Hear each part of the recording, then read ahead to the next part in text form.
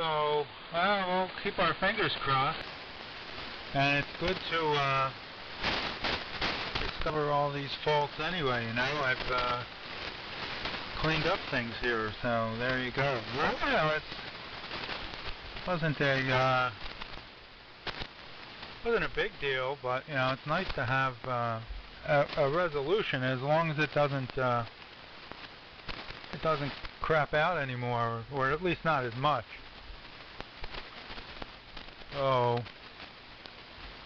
that's a good thing, and you know, it's good for the overall station reliability. So how was your day? W9BHI. Oh, I wonder. I think you have a boat, right? A sailboat. I was talking to who was it?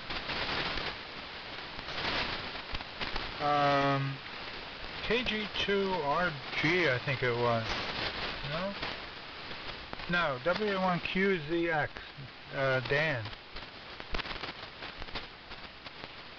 I think this morning. And looked on his QRZ page, and he had a nice sailboat, and I was talking to him about whether he had read the Hale Roth Seafaring Trilogy or something, which I thought was really cool. But I believe you have a boat, right? Is it a sailboat, or is it a power boat, or a sailboat with a motor? W9BHI from N2DTS. N2DTS, W9BHI. Well, signal held up that time. Sounds good. You're about 20 over 9 here at home. Almost 30 over on the K1VL node that I have been making those recordings on. Wow, I'm up there around 40 over. Band's in nice shape up to Vermont right now. Ours is a power boat. It's a little power boat, though. It's a 19-footer on a trailer that we bring home and put in the garage. It's got a swing hitch. The leading 24 inches or so is on a hinge, and you can fold it back so you can shut the garage door, which makes the boat last a lot longer because it's out of the weather. You know, it's out of the water and it's out of the weather. I think it's on its 22nd year now. We got it as a 2-year-old, and we've had it for 20 years. And it's a power boat. It's got a General Motors V6 in it, a fortified V6, a 36-gallon belly tank that can get us from Annapolis all the way north of Baltimore and back again. Gets about 5 miles a gallon according to the GPS, and it's got enough power to haul, you know, Pam and the 2 dogs and an ice chest and the chairs and miscellaneous radios when we do an AM expedition of some kind. So yeah, I know Dan has had a sailboat. I don't know if he still does or not. And so does KB1VWC on Cape Cod. He's got one as well, which is probably why we haven't heard him on in the afternoons. He's out on the boat. And his is a sailboat as well as Dan's. But we bought this boat back when I was working, and without a life of leisure and not having to meet any kind of deadline for the day, a sailboat was not going to fit our lifestyle. I had to get back. So the power boat was really the way to go, and I've just become fond of being able to just throw the throttle forward and go somewhere. Typical outing, we usually go about 100 miles and visit the shoreline, riverbanks throughout the region here. And since it's a trailer boat, it's nice because you can take it somewhere to water you otherwise would have to spend a long time getting to. We've been down at the south end of the Chesapeake Bay, Virginia Beach, where I grew up. And we trailered it down there and then dropped it in the water right across from my old neighborhood where I learned how to water ski. That was pretty cool. But, you know, you could never motor down there in a pretty much an open boat from here to there. And we've taken it up north as well and over to the eastern shore, where my brother-in-law has that cabin I've described to you. Down on the southern end of the eastern shore, almost, I guess about 60 miles north of Norfolk. Way down that way, on the far side of the south end of the bay. So, yeah, it's pretty cool. Well, I'm very pleased that you have found a specific reason for the faults. I think that's the most puzzling thing. I know you're not bothered by it, but I would have been. Not to know why it's doing it. And it's reminiscent of the zombie that I thought was in my system somewhere when it tested fine with the MFJ, but you put power to it, something was Zorch. And I specifically nailed it down to being tarnish on the roller inductor, which conducted just fine at the microvolt level of the MFJ. But you start putting power to it, and yeah, it makes a noise. So good for you. You're sounding good. Did you change your settings? I'm hearing the low end response that I'm accustomed to hearing with your screen modulated rig. That was missing the other day when I said the screen modulated rig beats the Super Senior for the time being. And I wonder if you're certain that both transmitters have the same frequency response. You know, when you went through and optimized the equalization on the screen modulated rig, it seems to me that would have a specific curve with some, you know, hills and valleys in it to whatever extent, where the Super Senior is more flat or different in some way that the prior group of settings on your screen modulated rig might not match. So there's no guarantee that it's going to work just as well on both rigs is what I was trying to get across. Anyway, with this kind of signal strength and signal-to-noise ratio, it sounds quite good. N2DTS WA3VJB. W9BHI. Well, N2DTS. No, I didn't change any. As a matter of fact, I turned the lows down a little bit. I was listening to it in something, and I thought, oh, it's a little bit too much. I think I made a recording. So, no. Yeah, the low end's in there, but I don't want to trip out the transmitter. I could turn the audio down a little bit.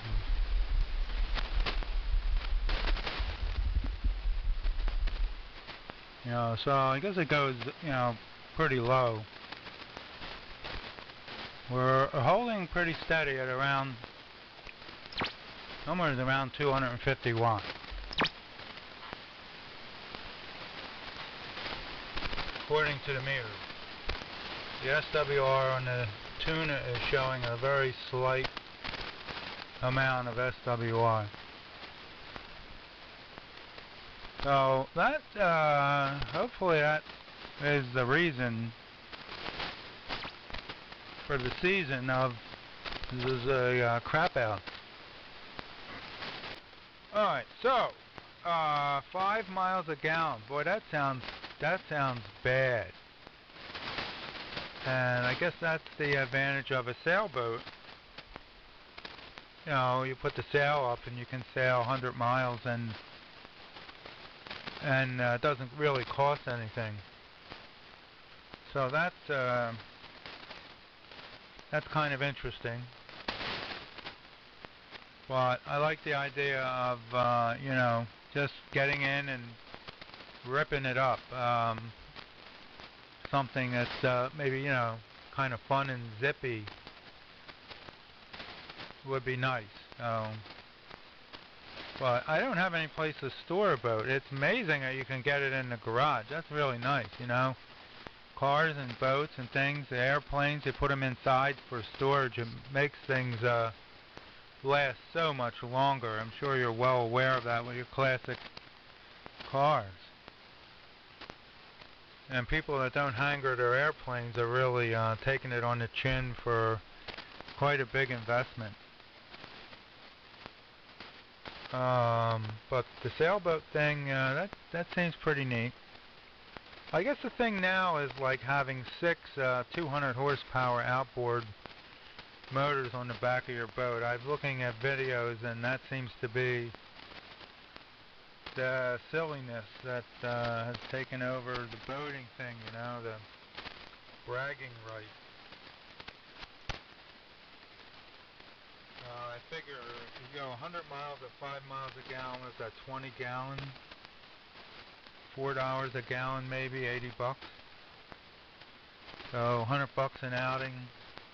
That's expensive hobby, like a lot of other hobbies. I don't know what hobby's inexpensive, really. So, well, this thing's hanging in there. And Dan reported that he did sell his boat. He got to be too much to take care of it.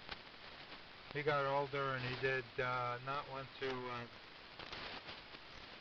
spend as much time, I guess, taking care of it. So it got sold, but it looked like it was a nice boat. I was telling him my brother-in-law and my nephew both have, like, I think my brother-in-law's is like a 35-foot sailboat with, you know, the cabin and all that, but it's not an open ocean. Whereas my nephew bought something from Europe, Netherlands or something, where it was made. It's like a 32-foot, and it is rated for, you know, crossing the Atlantic or whatever. Which, I guess if you're not used to it, sounds pretty scary.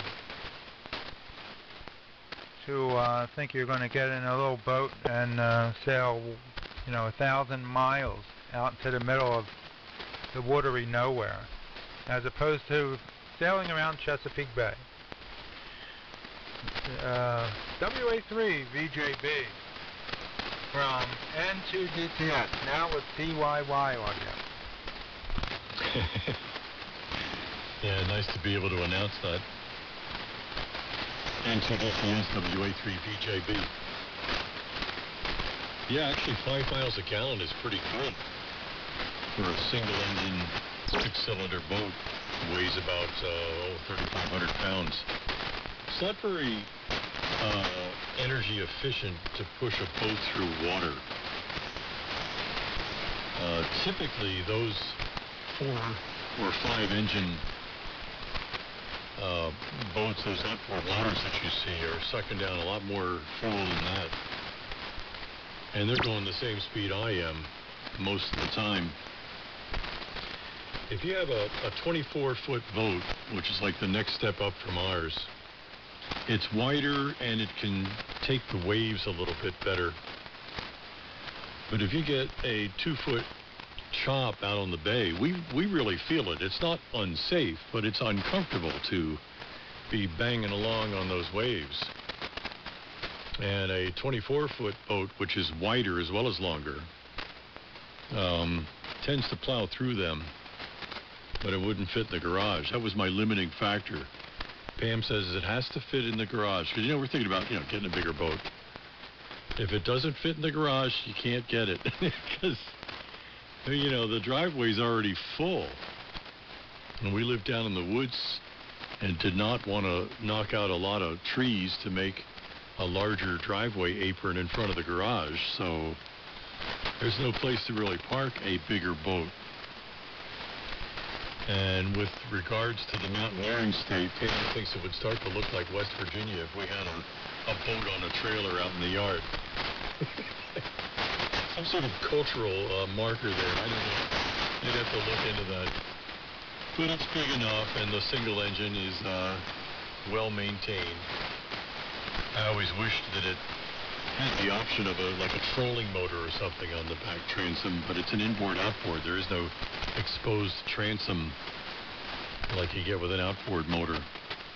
The motor sits under a cover, and there's a back transom that is also the sun deck to lay out on, and down below that is the outdrive.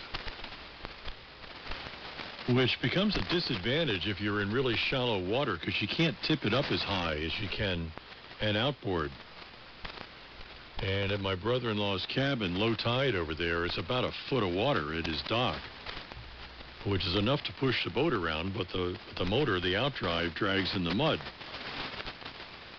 So that's a disadvantage of an inboard-outboard. One advantage of it is that it's a conventional automotive engine that's been fortified in its valve train and meant to run at, high speeds for extended periods of time. You can work on it easier than most outboards with the shroud and the very condensed mechanicals. So yeah, we keep it up. Knock on wood, it's been a reliable boat even at its 20-year mark. And it's big enough for the aforementioned couple of dogs, ice chest, and wife, with a covered storage area underneath the bow for like cameras and stuff like that. Boy, speaking of another expensive hobby, photography. I was telling you about the film camera lens that I picked up. Do some more shooting with that maybe tomorrow. And I'm pretty much set for lenses. You get a certain range of focal lengths, and you know what you're going to be shooting, so you don't need the telephoto sometimes, and you don't need the wide lens other times. So you snap one on there and you're set to go. And the lenses that I got are themselves about 15 or 20 years old, so it's a little bit of savings there, but they're made better than the current product from Nikon. They have a lot more plastic in them, so they don't offer the promise of lasting quite as long. And okay on the screen rig, being pretty much flat. Well, that's great. I just had a feeling that one or the other rig would have subtleties that the equalization curve would address a little bit differently. And whatever you're doing to rattle your low end, I can hear that in my headphones. So it is coming through.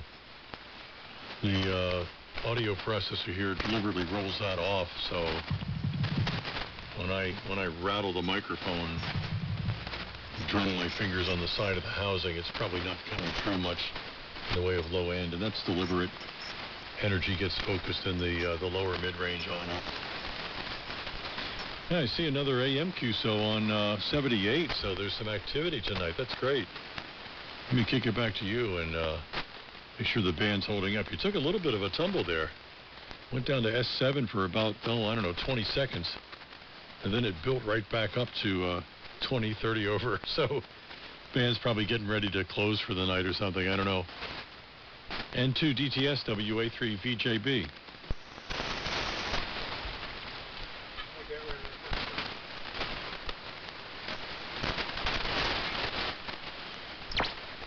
Okay, W9BHI VJB.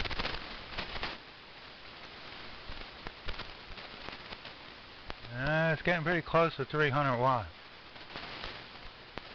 We'll let it rip though and see what happens.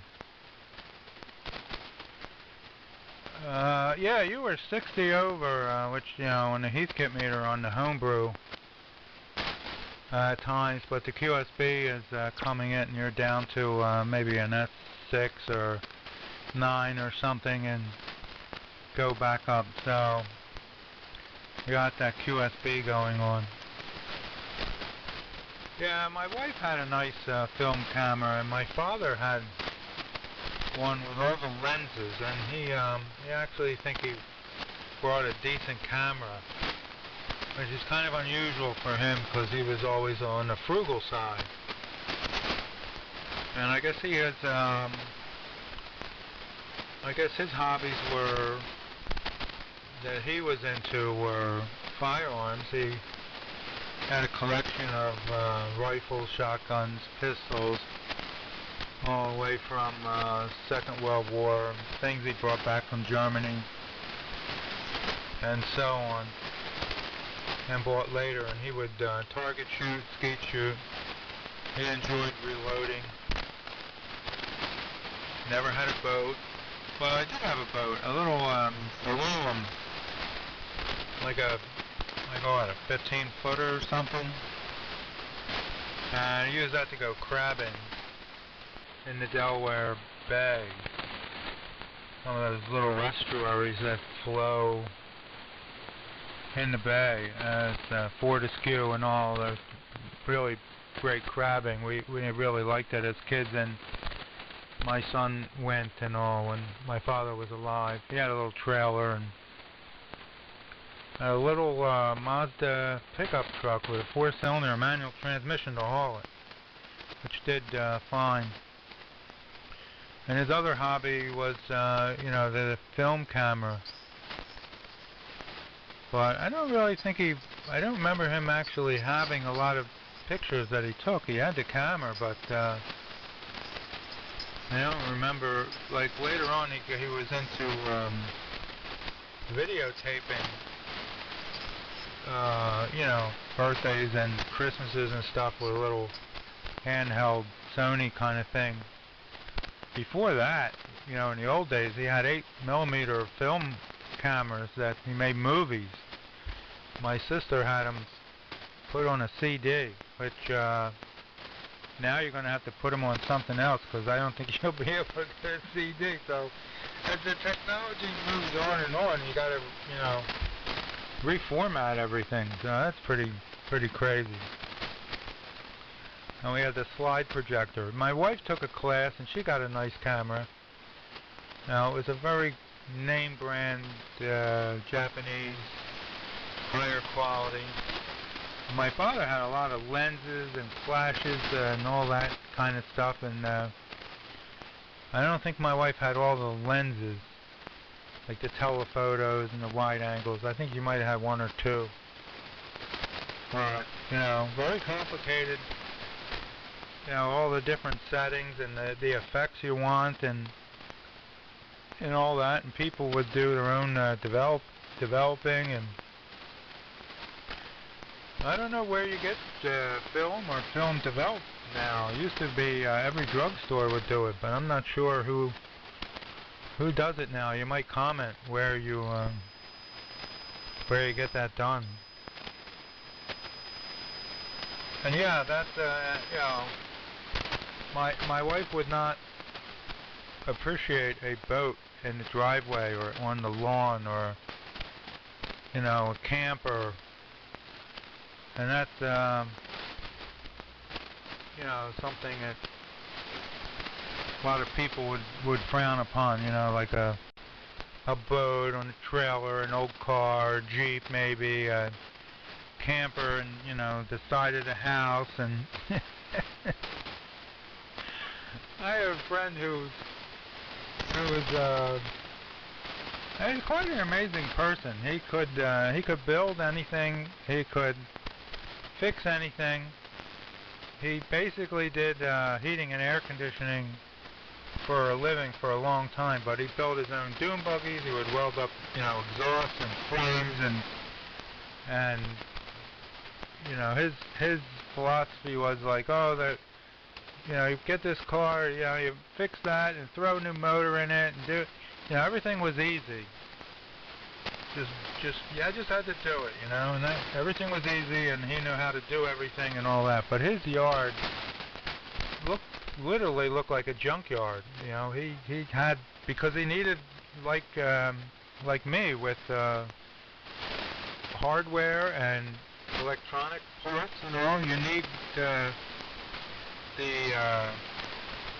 the material to repair, to make things. You need the raw materials, weird bolts and a strange washer and whatever, tubes, tube sockets, relays, different colored wires. It's all this stuff that, so that's where he was coming from. But it would be frowned upon in a lot of places, rural places. Okay, nobody's around. You're not in a neighborhood, but so all depends on the neighborhood and what you want and what you expect. And who's to say what's right and what's not? I mean, Anyway, WA3VJB. This thing keeps functioning. 250 watt. And the says about 260. I got 2 watt meters, so things are looking up. W9BHI from N2DTS. KC9QJE. Good evening, guys. Hey, I was walking into the other room. Say the calls again. Let me get it logged here, and I'll turn it over to you. Yeah, very good. It's Kilo Charlie 9, Queen Japan Echo, KC9QJE, name 10. Tango India Mike, Southeastern Illinois. Good evening, Brett. And good evening, Paul. I haven't heard talk to either one of you guys in a long time. I'll just stay in here for a minute or two.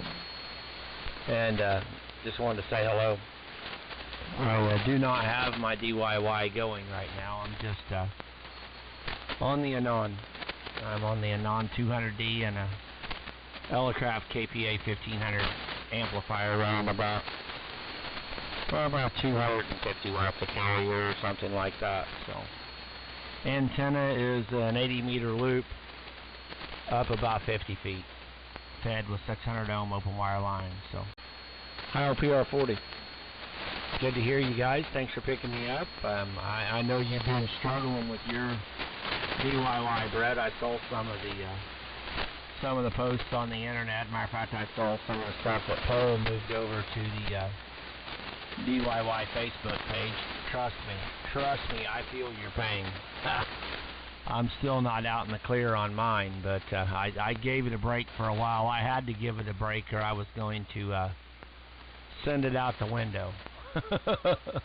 It is rather infuriating. I love it when it works. When it works, it doesn't get much better, in my opinion. It puts out a big signal, beautiful audio, but man, when it goes tripping, it's a hair-pulling experience trying to figure out why in the world it's tripping.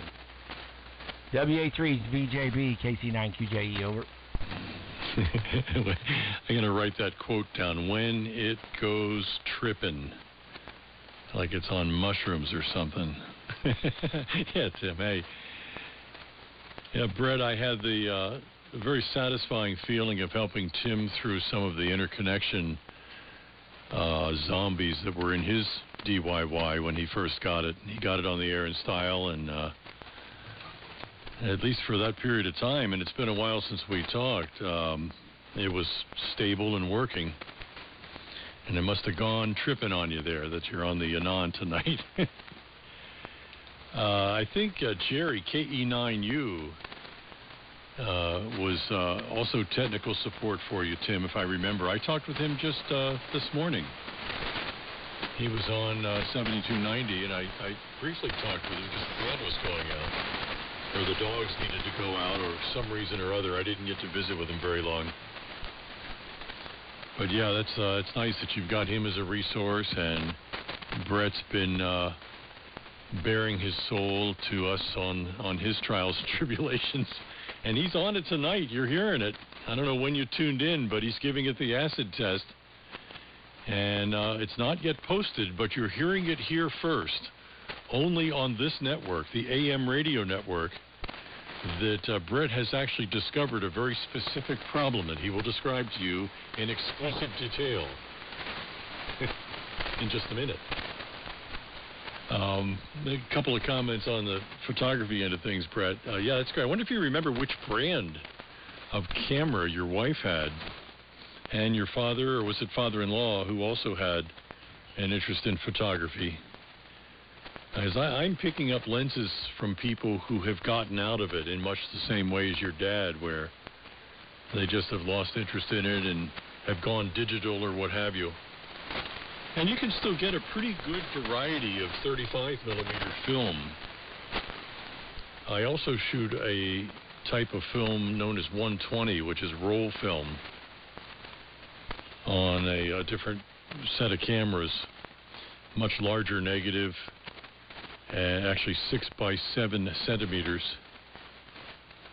and it just makes beautiful enlargements. Detail is just, it would be like a 50 megapixel digital camera, which exists. They do now, but for many years you could not find one with the resolution of a medium format camera. So I stuck with it and then would scan the negatives to a great degree of resolution and create these images that still just look fantastic. Kind of a hybrid between the digital and analog film worlds. And my dad had an 8mm film camera on which you can see me as a little boy in the early 1960s. Matter of fact, as we square away my parents' home, since they're both gone now, I'm finding a lot of his still photography, prints and negatives. He had a darkroom set up. You know, again, when I was a little boy, I guess I was the focus. I was the oldest, firstborn. And a lot of it has to do with me. There's also a certain amount of photographic documentation of my grandparents, who I treasured very much in my life, and the 64 Buick that I told you the story of, that we've had in the family for 60 years now. And there are now pictures I have found when it was brand new that Dad took. So that's cool stuff. It really, you know, you talk about having to continually churn it through to the next format, from CDs to whatever's next. But, you know, there's something still tangible about a film negative, that you pass light through it, get an image on the other end. And even with digital photographic paper to print it upon, you're still dealing with a tangible physical entity. So hopefully that'll guarantee its longevity for years to come, as compared with some of these weird formats of the early 90s digital formats that they exist, but they were not found to be viable. So anyway, here it comes, and yeah, tell Tim with breathlessness what you found. N2DTS and KC9QJE, W9BHI. Okay, W9BHI, KC9QJE from N2DTS. Yeah, power's crept up to 300 watts. Probably should turn that down, but I'll see what happens. Yeah, so far so good. It's hanging in there. So we'll see. Well, good evening, Tim. I looked you up on the QRZ, and I see you have a Harley and you have a DIY. Well, you don't have a boat. I thought you'd have, you gotta have a boat, you know. Paul's got a boat. We'll have a Harley.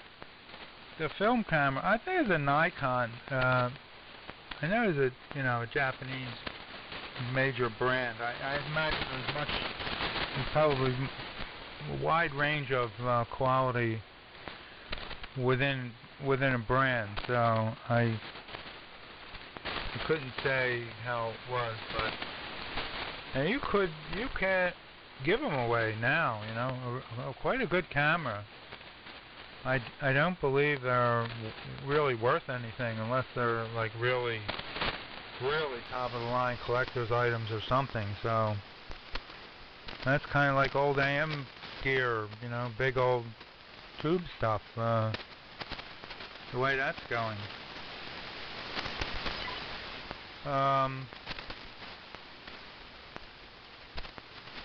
The problem I found, it started raining here, so I wanted to see what the effect of what it would have on the DIY transmitter. I had used it all day, and it worked fine all day. I had numerous long all-buzzer transmissions. So it had a little rain, and I fired it up, and it immediately went into SWR Protect, and it kept doing it. It wouldn't work. I fired up another transmitter, put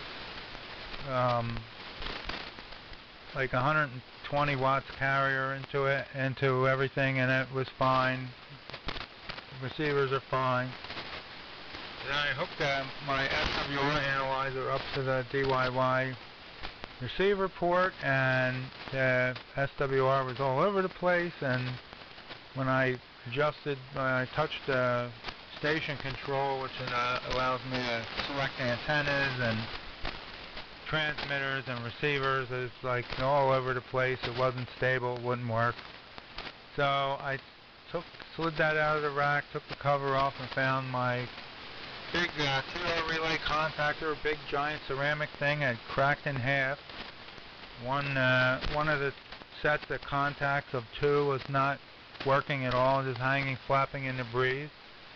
And the coax going to the connector on the back for transmitter number 4, which is the DYY, was just touching and was not soldered, or is no longer soldered.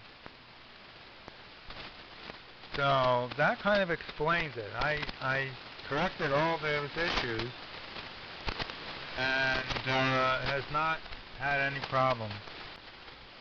So I'm very hopeful that it's going to continue to function like this. And I suspect that that's a lot of people have problems. There's just something that's not quite right. And I haven't found mine to be overly sensitive to audio levels, at least not at relatively reduced power, like 200 watts. I can really hammer the audio, so that might be the case in some cases, and just the integrity of the antenna, the transmission system. So, but they are certainly not like a plate modulated transmitter or a transmitter running into an amplifier. All that was working fine here, so there you go. So, good signal, good audio. Looks like you have a lot of really neat stuff. KC9QJE with W9BHI from N2DTS. Yeah, very good there, Brett. N2DTS is W9BHI KC9QJE. Well, good to hear, everybody. Yeah, that's right. There, Paul. Jerry is a really good friend of mine. Jerry's a great guy. He's helped me out a bunch. And it's kind of like you said there, Brett. It makes it real easy to find everything. Hang on 1 second. Just give me a second.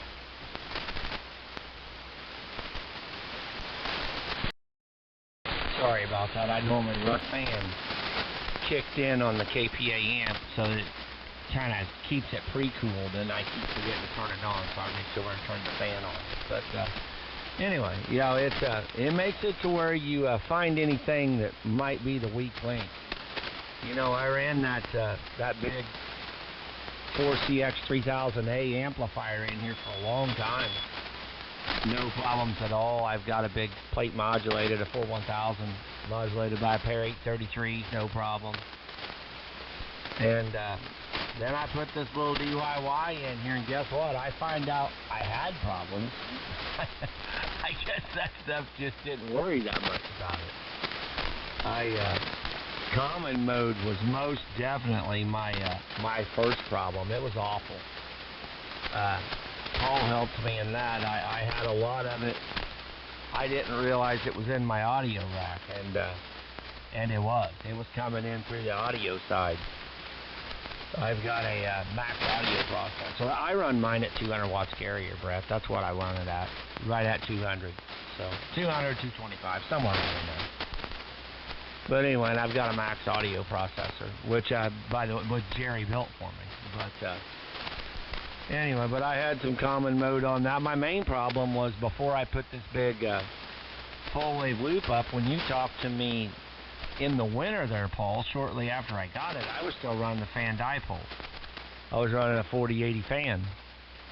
And I had a Ballon on the, well, actually I had a coax choke, an ugly Ballon. I had a homemade ugly Ballon on the apex on that fan dipole, and then it come down with LMR 400 about 100 foot down to the house, or 150 foot, something like that. I don't remember, but I had no idea that I had smoked that Ballon, but I had roasted that ugly Ballon. That coax was completely black inside. It was letting all that RF come back, that common mode come back on the braid, and I put a coax choke, a Ballon Yeah. Oh, gosh dang it. Palomar Engineers coax choke right outside the window, and that helped a bunch, but I changed that antenna, and once I did, I think I've got the problem stopped now. I just lost the Hermes, so I don't have the Hermes anymore. It went down, so I've got to hook up a new receiver. That's why I'm not running it.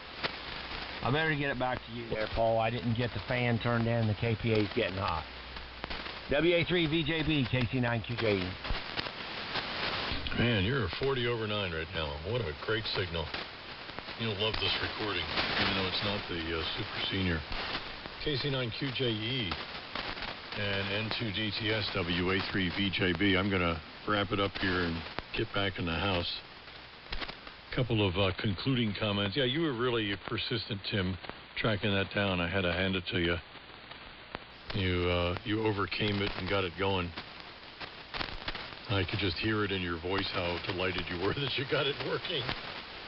After all that. And yeah, I was kind of joking with Brett after he initially described the problem with the TR assembly.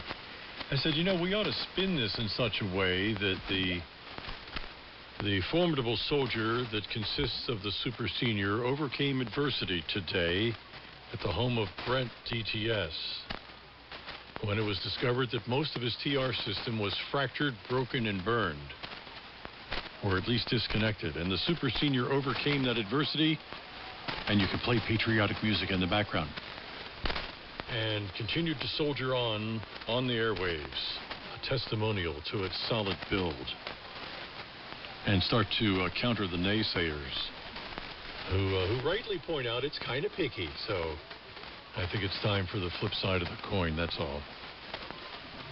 And very good on the Nikon gear there, Brett. Yeah, that's a good brand. It's hard to find a cheap one of them or a poorly made one of them.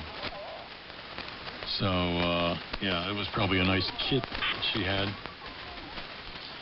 But yeah, you can still get film. I think I answered that question. You can still get darkroom chemicals, too, for those who have darkrooms. I could never do that because we had cats.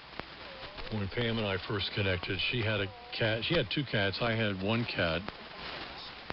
And then we came into the dog era, so all of that creates fur, which creates specks on the film negatives as you're developing things. Not going to happen. But I still have my dad's 1960 Pentax, Brett. That's what these pictures were taken on. And I sent it away to a guy who used to work at the Pentax repair facility in Chicago. And he did it up with a new light seal, and he timed the shutter and aligned the rollers and parts in the thing and checked all the gearing. And it's like a new camera again. So I put it back on in service along with my own Nikon that Pam got me about almost 20 years ago. And depending on my mood, I'll shoot one camera or the other. It's kind of like picking which radio you want to put on the air. Especially when one of them goes tripping. I've got that written down, Tim. I'm glad you checked in with us tonight. And good to hear you on after quite a period of time. Hope you're not such a stranger. Brett, here it comes. You guys bat it back and forth. Count me out of here. I'll catch you during the day. KC9QJE on the side with N2DTS to take it. Congratulations on the 300-watt club there, Brett. WA3VJB.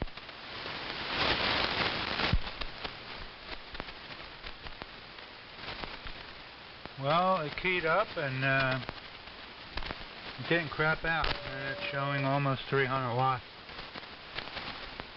And I think the watt meter reads a little low, so we're cooking with gas now. And okay, Tim. I wonder why the Hermes crapped out. That seems like an odd one, unless you transmit it into it. I have a habit of doing that with my receiving loop antenna. I'll select it to compare it to the regular antenna, and then I'll key a transmitter and transmit into it, and I'll have to pull it down and install another little preamp board. I've got like 6 burned out ones that I have around. I bought a couple more. They're pretty cheap on eBay, but That's one thing you're really careful of. Tend to be a bonehead and forgetful when I will do things like that. I haven't done it to the SDR radios yet, but probably a matter of time. I'm going to get out of here also. I had a post about I took a picture of the carnage, as it were, and I'll post that and eat crow, I guess, you know. But very interesting how everything can be working fine with a tube rig, with no signs of a problem, and the DIY will point them out. So it's actually, it's like a diagnostic tool. If you can run the DIY, your station is all set to go, as good as it's going to get. And if you can't, well, there's obviously really screwed up stuff somewhere that you don't know about. I just wonder how long that's been like that. And it's like a mechanical failure. A crack of the ceramic. Why that would happen, I don't know. But the picture of the carnage will be shown. So I'm going to get out of here also. It's after 10 o'clock, and I'm going to check out what's on TV and the internet. But it's been a real pleasure, and really nice getting this thing figured out. So over to you there, Tim. When you get in a boat, you need a boat, man. It's like Paul has a boat. I don't. I have motorcycles, and I got a DIY. I kind of feel the pressure to get a boat. KC9QJE with W9BHI sign from N2DTS listening out. Thanks for the nice QSO, gentlemen. Yeah, very good, Brett. N2DTS and the No More group, KC9QJE. Well, I had a boat years ago. I probably out of the boat deal. Matter of fact, I actually sold the bike. I sold the Tri-Glide last week, so the grandkids are in the motorcycle, four-wheeler, Jeeps, and I'm going to go get another dirt bike for I ride with kids, so just trying to stay active with the grandkids, but anyway, very good. And yeah, you guys are both doing great in here tonight. Well, it was exactly what you said, Brent. It was a boneheaded move. I was using to be honest, I was using the DIY to key to mute. Let me think here. I don't remember. I had the Hermes hooked with the DIY, and somehow I got voltage into the keying circuit. So it was a boneheaded move, and it took out the keying circuit. It took out the push to top on the Hermes. Now I can still reach up there and click, to make it key so it mutes, because that's how I was self-muting it. I was just kicking the Hermes into transmit, and the transmitter side was turned off because I was only using it as a receiver.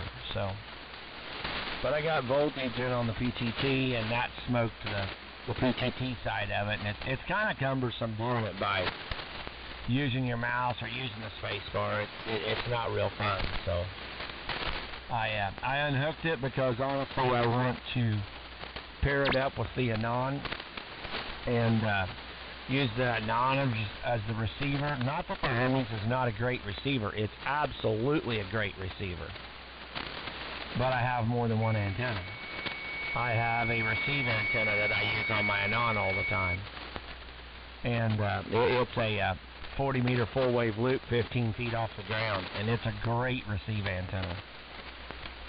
And with the Hermes only having one receive jack, I'd rather use the Anon with it. So that's what I'm getting ready to do. Is I'm getting ready to pair the DIY with interfacing in with the Anon. So the Anon will be the receiver. So anyway, it is a great rig. When it's not tripping, man, you can't beat it. It's quiet, it's cool.